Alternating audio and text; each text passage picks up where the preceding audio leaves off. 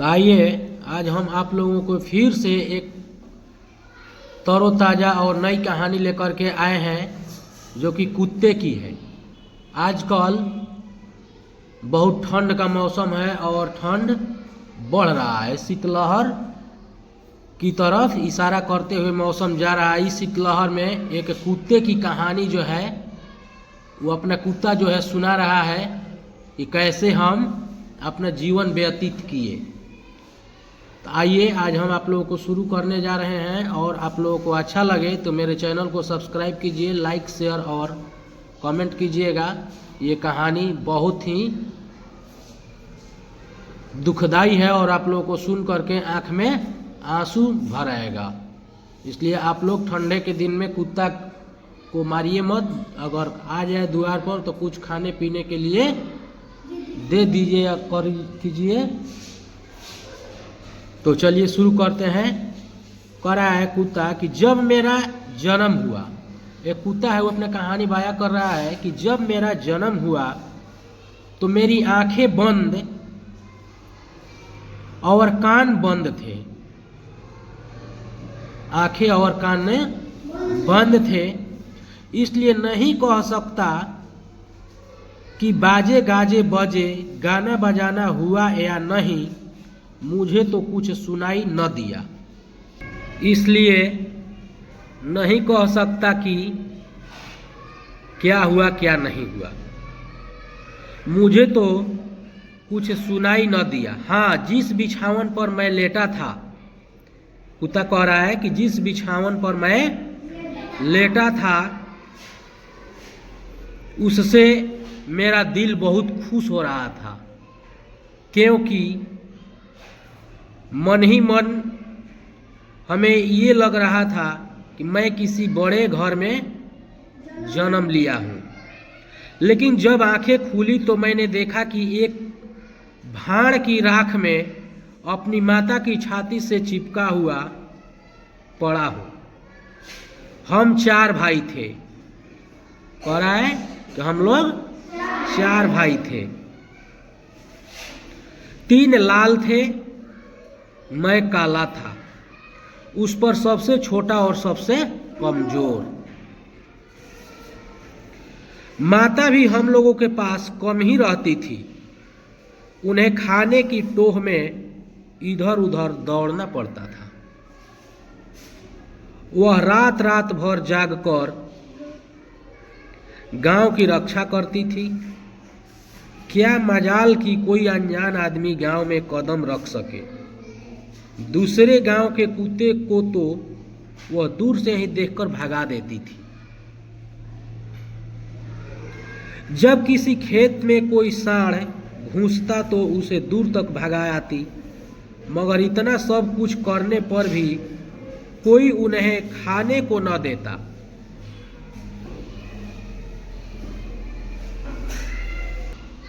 बेचारी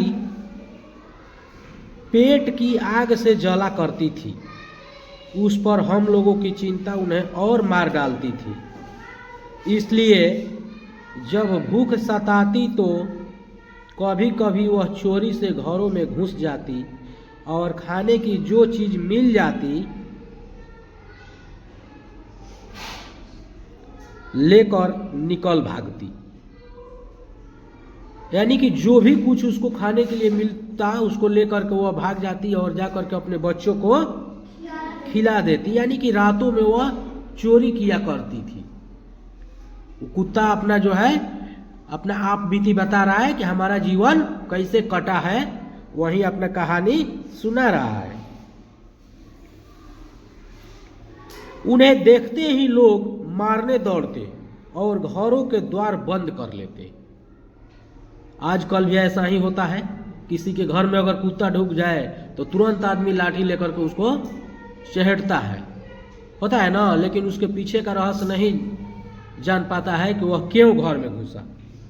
एक दिन बड़ी ठंड पड़ी, बादल छा गए और हवा चलने लगी। हमारे 2 भाई ठंड न सह सके और मर गए। हम 2 ही रह गए। माता जी बहुत रोई, मगर क्या करती।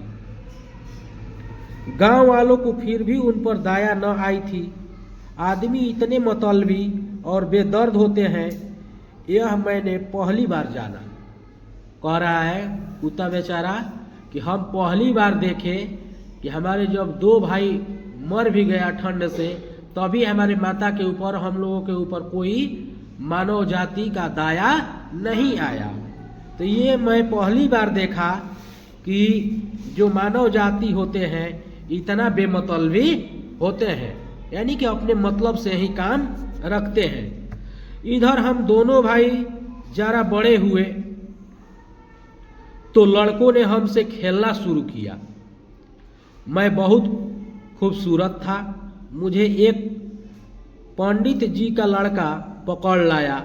मैं पंडित जी के घर पलने लगा। एक रात पंडित जी के घर के सभी लोग कहीं रिश्तेदारी में गए थे। वो बेचारा एक जो था उसको पंडित जी के लड़का लेकर चला गया और उसका पालन पोषण वहीं होने लगा। एक दिन का बात है कि पंडित जी के यहाँ कोई था ही नहीं, सभी लोग किसी रिश्तेदारी में चले गए थे। घर पर मैं, कुत्ता कह रहा है कि मैं और पंडित जी ही थे। पंडित जी तो खराटे की नींद ले रहे थे, पर मुझे नींद कहाँ। कुत्ता कह रहा है हमारा मालिक जो थे वह खूब अपना नाक बजा बजा करके सो रहे थे, लेकिन हमें नींद नहीं आ रही थी। बार बार घर का चक्कर लगाता रहा, लोगों घर का चक्कर लगाता रहा।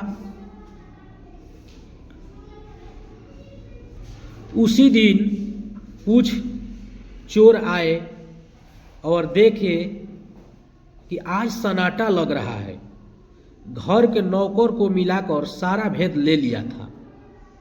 मैं माहौट पाकर पिछवाड़े गया तो देखा कि एक दरवाज़ा खुला हुआ है और कुछ आदमी वहाँ खड़े होकर चौकनी आंखों से इधर उधर देखते हुए धीरे धीरे बातें कर रहे हैं। चौकनी आंखों से मतलब कि एकदम सावधानी पूर्वक चौक करके।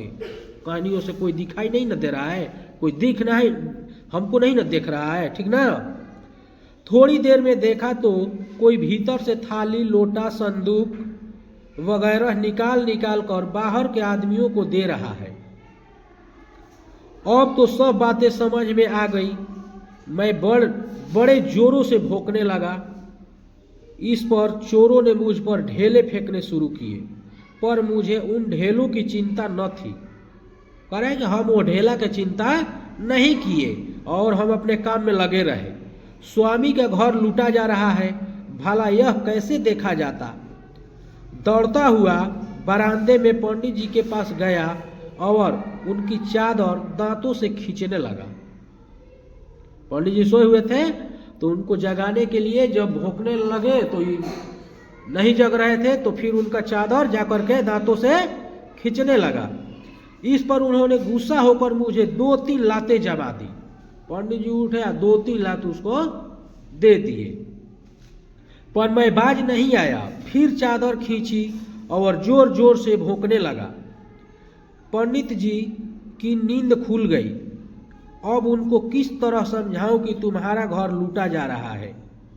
कह रहा है कि हमको, अब तो आदमी जैसा बोलता नहीं है कुत्ता कि समझा देगा कि जाइए वहाँ आपका घर लूटा रहा है। कह रहा है कि अब हम कैसे समझाएं। देखिए कुत्ता कितना चालाक जाती है। बार बार पिछवाड़े जाता और उनके सामने आकर जोरों से भौंकने लगता। मेरी चुस्ती से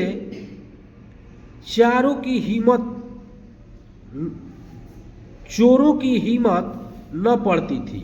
कह रहा है कि मैं इतना चुस्त फुस्त था, एकदम फुर्ती से काम कर रहा था कि अब चोर के हिम्मतें नहीं पड़ रहा था कि वे क्या करे। सामान लेकर भागे तो कैसे भागे, ठीक ना।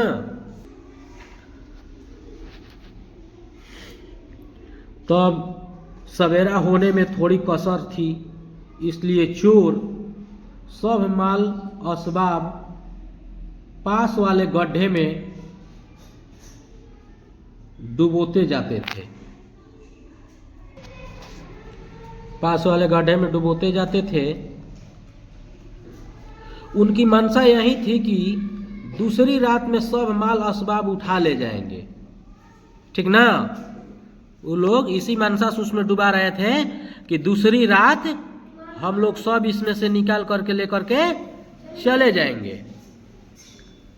मुझे बार बार गुस्सा आता था कि पंडित जी की बुद्धि पर आज पत्थर क्यों पड़ गया है।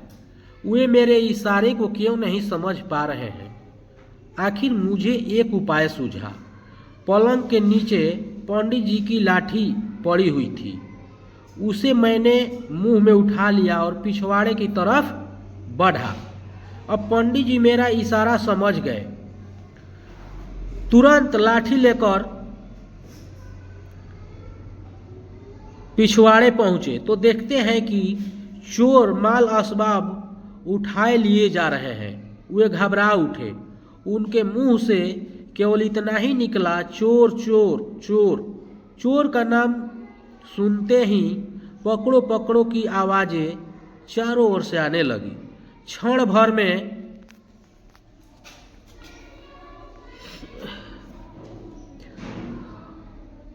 में गांव के लोग लाठियां लेकर इकट्ठा हो गए, मगर चोरों का कहीं पता नहीं था। मैं भीड़ को चीरता हुआ, कुत्ता कह रहा है कि मैं भीड़ को चीरता हुआ पानी में कूद पड़ा और एकदम नीचे घुस करके तह तक पहुंच गया। संजोग से एक कटोरी मेरे मुंह में आ गई। कह रहा है उसमें एकदम नीचे तह तक गया तो संजोग से मेरे मुंह में एक कटोरी आ गई। उसे लेकर बाहर निकला तो मेरी बात सबकी समझ में आ गई। 2-4 आदमी पानी में कूद पड़े और थोड़ी देर में सब सामान मिल गया। पंडित जी इतने खुश हुए कि मुझे उठा उठाकर छाती से लगाने लगे। सब यही कहते कि यह पूर्व जन्म का कोई विद्वान रहा होगा, किसी पाप का प्रायश्चित करने के लिए इस जन्म में आया है। इसलिए एक कुत्ता होकर के जब इतना स्वामी भक्त हो सकता है तो हम लोग मानव हैं, तो इससे और बहुत आगे निकल करके हम लोगों को ईमानदारी पूर्वक कोई भी कार्य करना चाहिए। अगर मेरा वीडियो अच्छा लगे तो आप लोग लाइक शेयर कमेंट कीजिए, सब्सक्राइब अवश्य कीजिए और आगे कहानी हमारा देखते रहिए। Thank you.